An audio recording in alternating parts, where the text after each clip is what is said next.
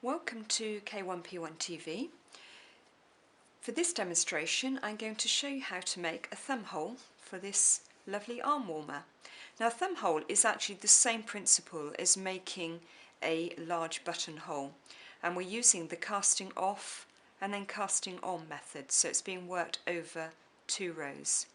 Okay, I'll take that off, and I've prepared a little sample to show you how to make the buttonhole.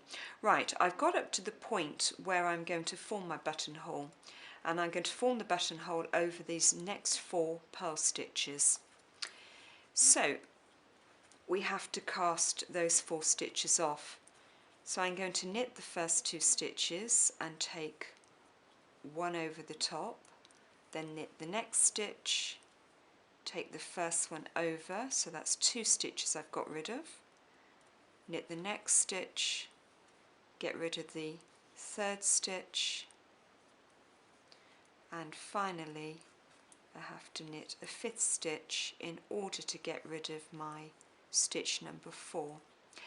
Okay, I'm quickly going to work to the end of the row, and then we're going to come back and fill in the gap to form the buttonhole. So here goes. I turn the work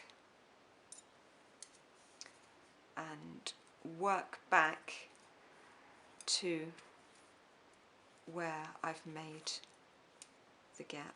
Oops, 2 stitches. I'm now going into purl. Nearly lost my pattern there.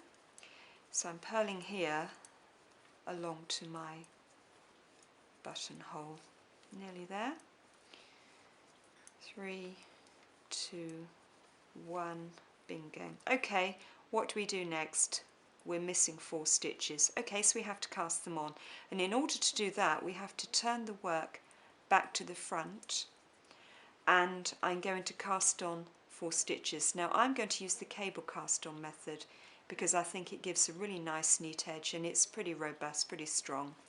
And to do that I put the needle between the last 2 stitches, wrap, bring a loop out, and then put it on the needle by bringing the needle forward and onto the loop. So that's 1, repeat it again, 2, 3, and 4. Okay, we can't continue across these stitches, so we have to then turn the work back, and now I've got to knit my last 4 stitches to get to the end of the row. So it's yarn to the back, and I'm knitting in pattern to the end. Right, that's the basics of the buttonhole made. We're just going to tidy it up a little bit. If I just turn to the front, there's a little bit of a gap here, so we want to close that gap. So again, I'm going to knit across to where I form my buttonhole. So I'm knitting these first 5 stitches, 3, 4, 5, and then you can see where the loop appears. I'm going to pick that loop up, bring the yarn to the front, and I'm going to purl together the loop plus the first of those cast on stitches. So I'm purling that together to close that gap, and then I'm going to purl across the other 3 buttonhole stitches. So I've got my 4 cast back on again, and now I can go back into my pattern.